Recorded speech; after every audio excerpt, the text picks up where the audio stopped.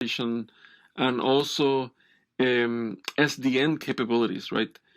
So starting with microsegmentation and other modern networking benefits, examples of these open source initiatives include things like Neutron from OpenStack, the Open vSwitch or OVS, the Open Virtual Network or OVN, the Open Daylight Project or ODL, and the Open Platform for Network Function Visualization or OPNFV. Now, Cisco also has a solution called Contiv that also provides this type of capabilities.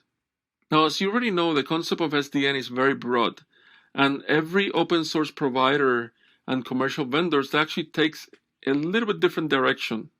For example, the networking component of OpenStack is called Neutron, and Neutron is designed to provide networking as a service, and basically they can be used in private, public, and hybrid cloud environments. Now, other OpenStack components like Horizon, which is actually the web UI, or Nova, which is the compute service, they interact with Neutron using a set of APIs to configure the networking services.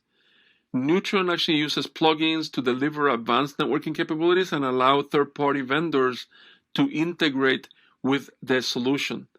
Basically, Neutron has two main components, the Neutron server and a database that actually handles the persistent storage and the plugins to provide additional services. Now, this is of course not a class about OpenStack or Neutron, but you can actually obtain more information about Neutron and OpenStack at the link that I'm sharing in the screen.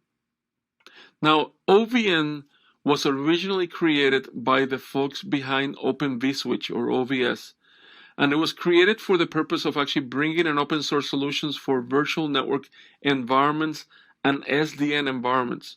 Now, Open vSwitch is actually an open source implementation of a multi-layer virtual switch inside of a hypervisor.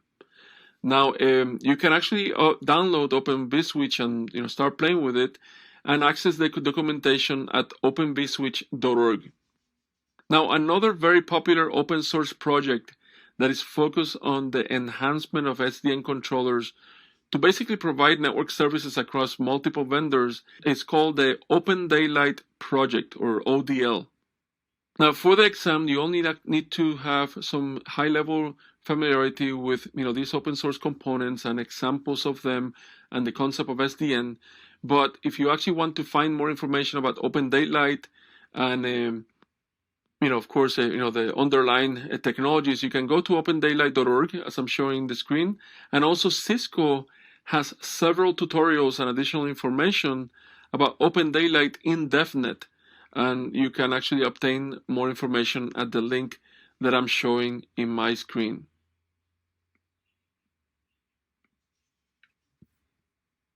Defined network or SDN architecture it provides a lot of different benefits as you learn in previous lessons, but also there are several threats against SDN solutions. And these include things like a malicious threat actor installing a rogue controller or a malicious controller to send malicious instructions to the underlying SDN devices and SDN services.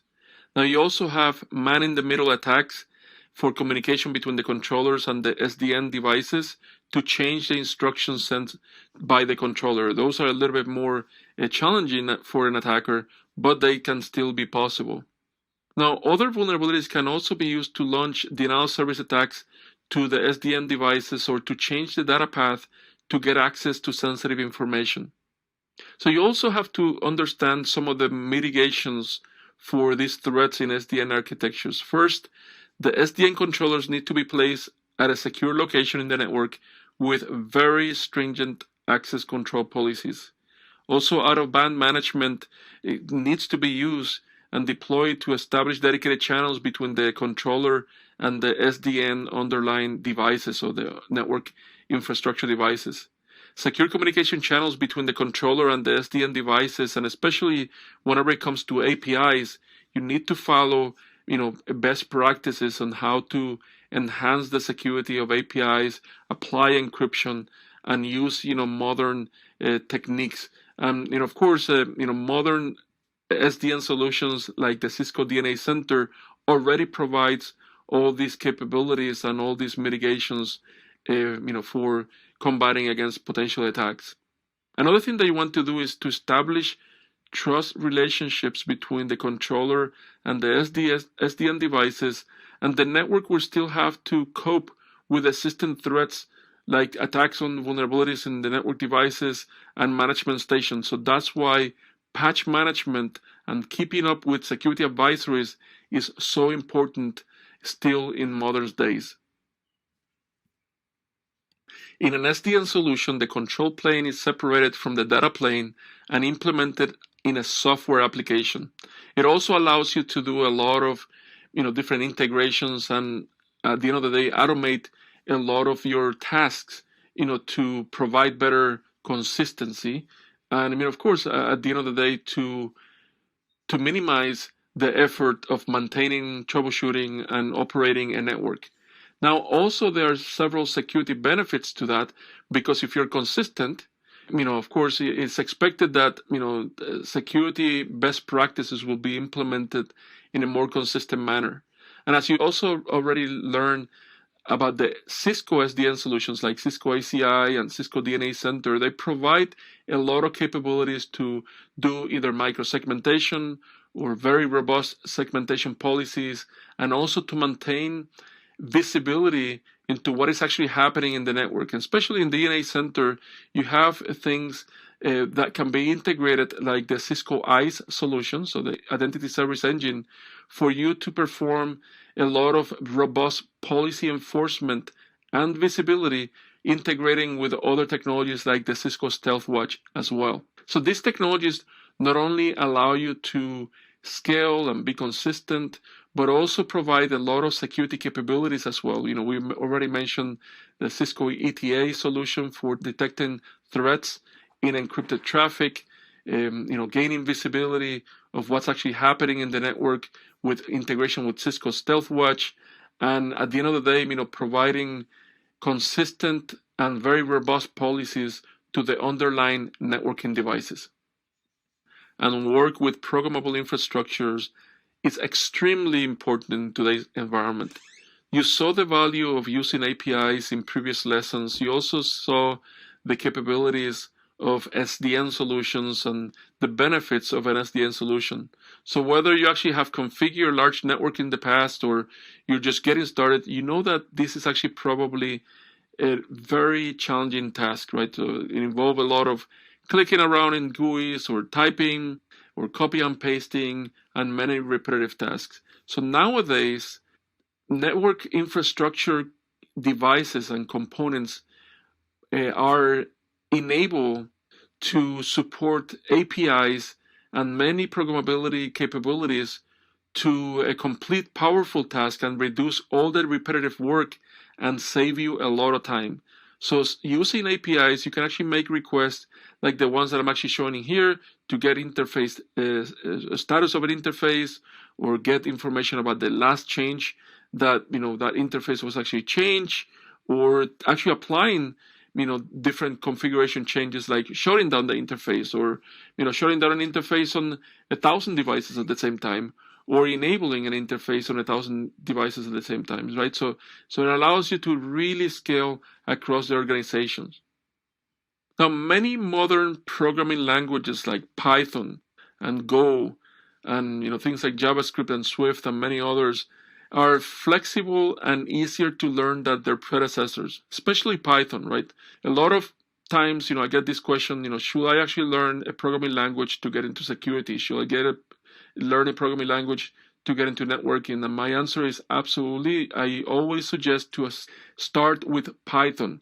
Python is one of the programming languages recommended first to learn, not only because of network programmability, but many other scenarios. And it's actually one of the languages that are used for many different things, from just a quick script to automation to data science, machine learning, and so on. There are many different sites that allow you to get started, and here I'm actually showing you a few resources, and I also have in my GitHub repository a lot of different references that allow you to actually get started with Python. This training is not a Python class, and it's not gonna walk you through how to actually learn Python or Go or Swift or JavaScript.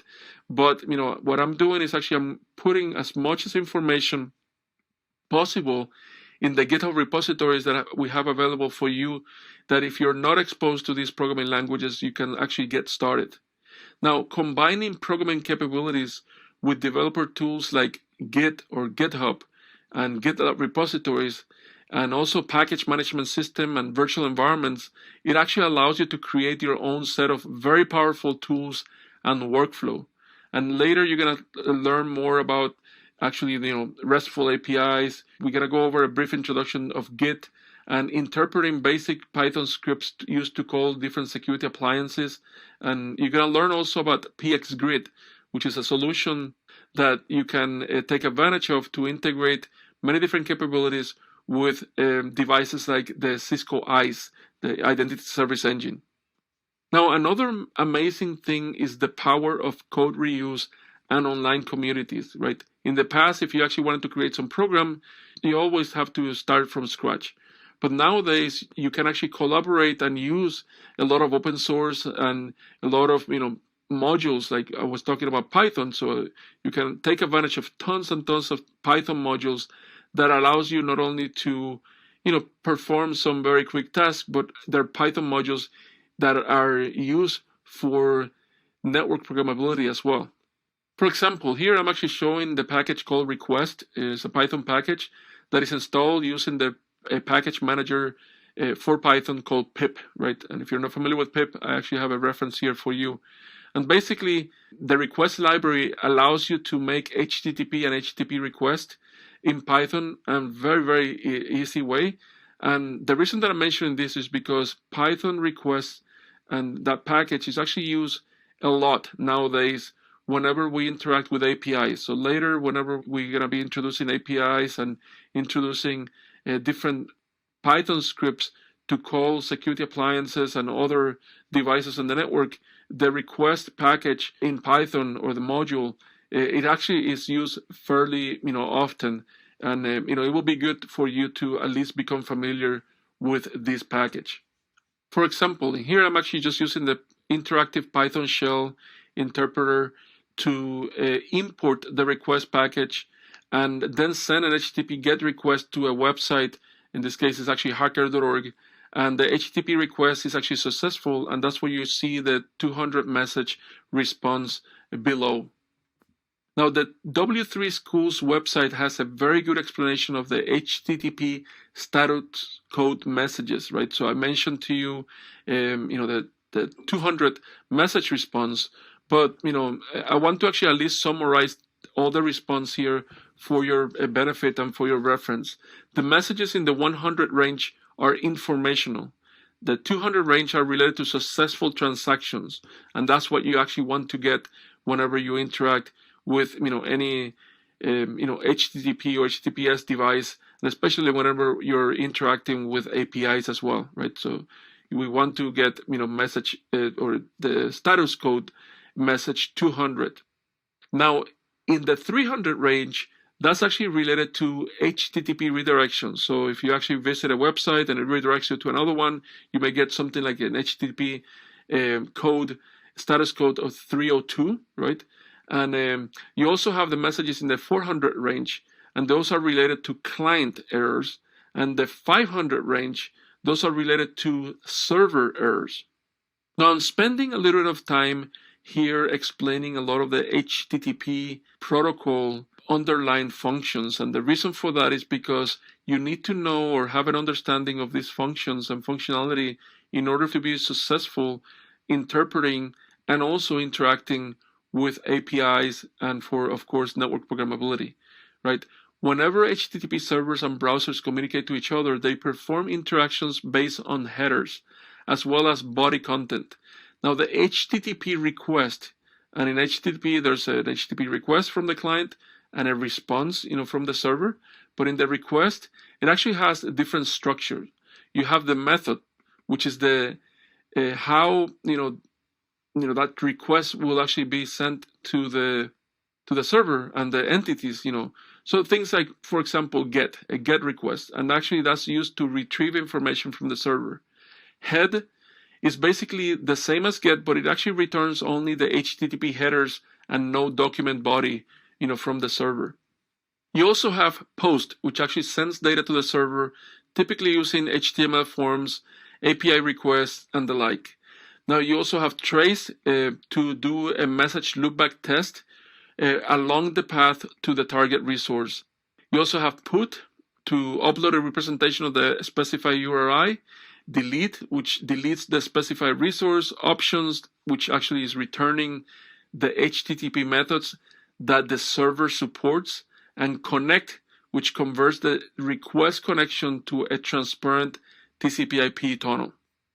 And as I mentioned to you, the server, after receiving this request, generates a response, right?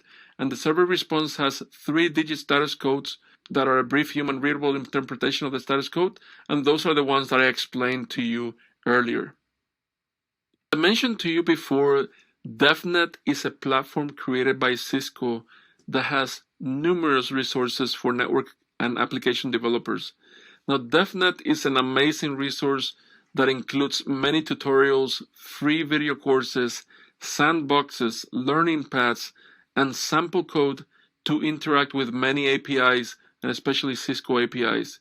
You also obtain a lot of information about open source components on the internet, like OpenFlow and OpenStack and many others that are also very relevant in today's environment. I am a big fan of DevNet, and I always encourage folks to become familiar with this website and the resources. It's amazing. So you can actually access DevNet at developer.cisco.com. Now, if you're new to programming and network programmability, you can take advantage of the following DevNet tutorials and learning paths that I actually have listed here, and I also have them listed in my GitHub repository.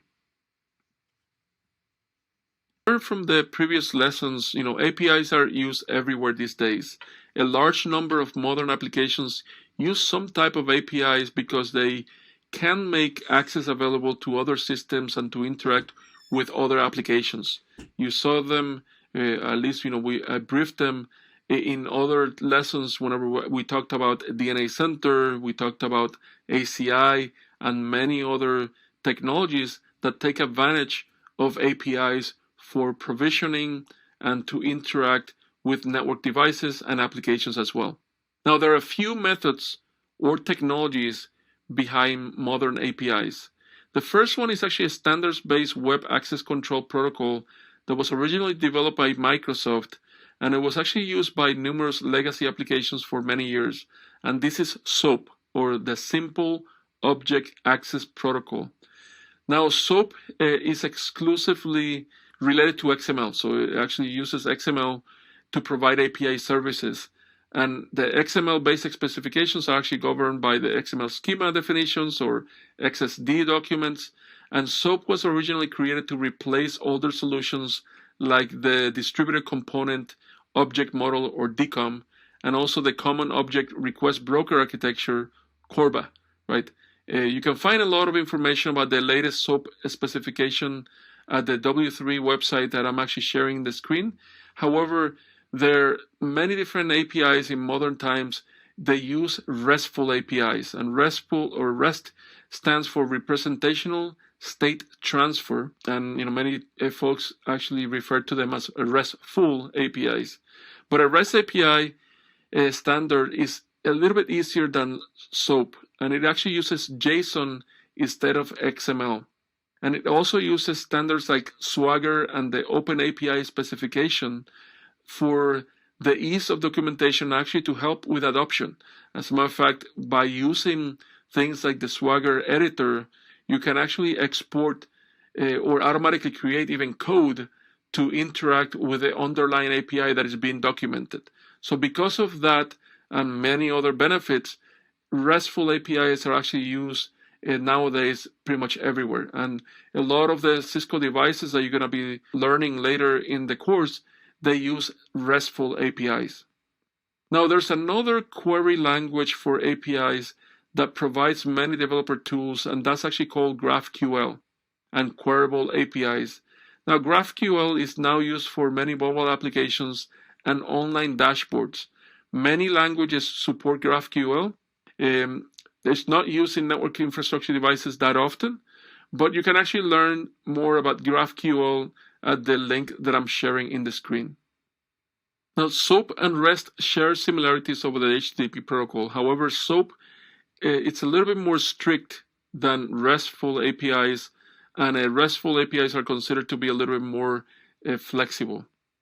Now, in this example, I'm actually showing a quick interaction with the RESTful API, and this is extremely simple using just curl, and basically you're actually getting back, information about, an application that you can actually perform several tests for free that is called Deck of Cards API, right? So if you're new to APIs, as a matter of fact, many people actually use this website to actually create quick Python scripts or just using curl, as I'm actually showing in the screen, and actually interact with that, right? So the API basically, allows you to do things like shuffling a deck of cards for you and many others.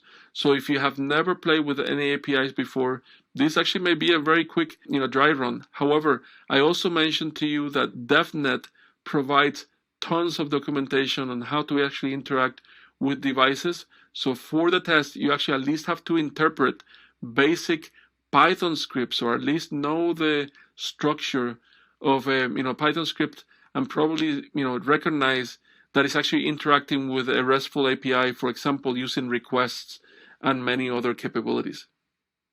Now, modern networking devices also support programmable capabilities like netconf, resconf, and YANG models. And here I'm actually going to provide details about these technologies. Now, YANG is an API contract language used in many networking devices.